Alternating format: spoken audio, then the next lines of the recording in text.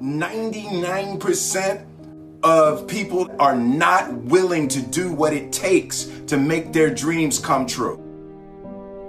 The Marines have a saying, everybody wants to go to heaven, but nobody wants to die. The center of bringing any dream into fruition is self-discipline. You know, something as simple as food and eating is not about your body as much as it is about your mind. It's getting command of your mind to be able to choose actions that are in your own best interest.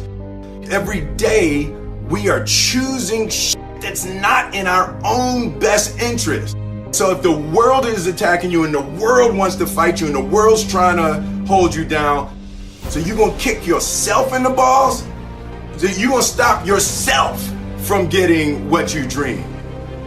And I think the word discipline has kind of gotten a bad name. We think about it in terms of punishment. I'm not talking about discipline in that way. I'm talking about discipline in the sense that you forego immediate pleasure for the exchange of long-term self-respect. I believe that self-discipline is the definition of self-love. That when you say that you love yourself, that means that you have behavior towards yourself that is loving. Self-discipline is the center of all material success. You cannot win the war against the world if you can't win the war against your own mind.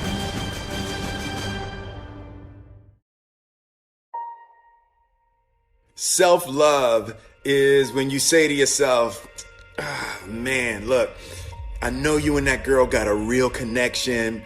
I know y'all vibe, but that's your girl's cousin. So I love you too much to let you do that. It's like you say to yourself, hey man, look, I know you want to eat that pizza and it'll be really good, you know, but I can't let you eat that, man, because if you eat that pizza, you're going to feel like shit, you know, and I love you too much to let you eat that. Self-love is, hey, look, I know you got a test on Monday, you know, and I know you really want to go out with your friends. It's Saturday night, you want to go out, but if you fail that test, you're not going to feel good about yourself. You know, I love you too much to let you go out tonight.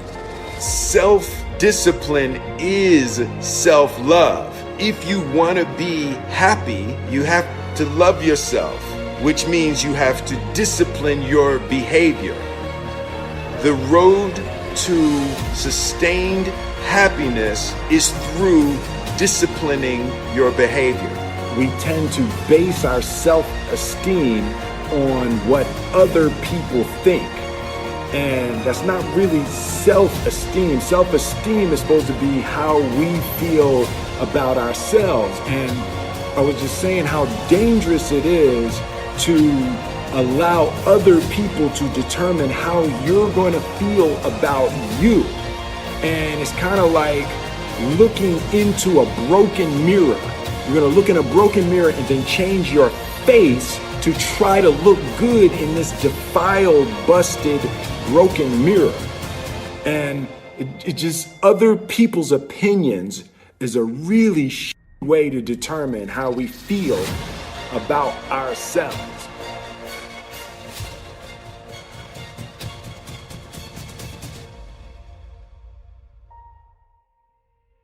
It don't matter whose fault it is that something is broken if it's your responsibility to fix it. For example, it's not somebody's fault if their father was an abusive alcoholic, but it's for damn sure their responsibility to figure out how they're going to deal with those traumas and try to make a life out of it. It's not your fault if your partner cheated and ruined your marriage, but it is for damn sure your responsibility to figure out how to take that pain and how to overcome that and build a happy life for yourself.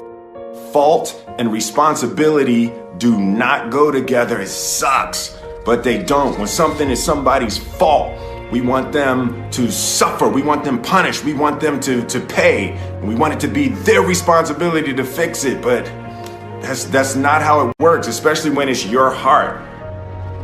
Your heart, your life, your happiness is your responsibility and your responsibility alone.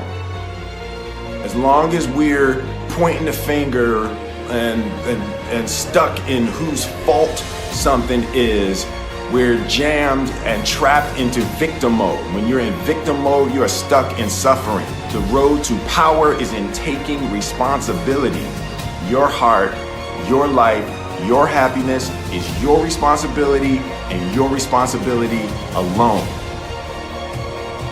You can make a person smile, you can make a person feel good, you can make a person laugh, but whether or not a person is happy is deeply and totally and utterly out of your control. The prerequisite for spending time with any person is that they nourish and inspire you. They feed your flame. Look at your last 5 text messages. Are those people feeding your flames or dousing your fire? Put your phone down for just a second and look around. Look to the people around you. Are those people throwing logs on your fire or are they pissing on it?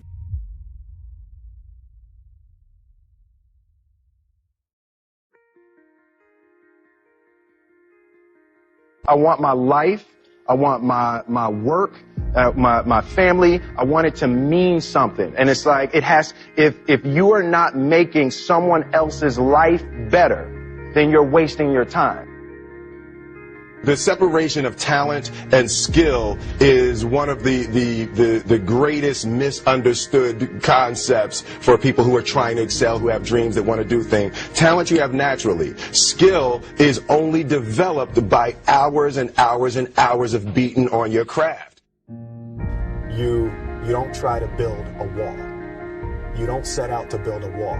You don't say, I'm going to build the biggest, baddest, greatest wall that's ever been built. You don't start there. You say, I'm going to lay this brick as perfectly as a brick can be laid. There will not be one brick on the face of the earth that's going to be laid better than this brick that I'm going to lay in this next 10 minutes. And you do that every single day. And soon you have a wall. And soon you have a wall. And I think psychologically, the advantage that gives me over a lot of people that I have been in competition with in different situations is it's difficult to take the first step when you look how big the task is.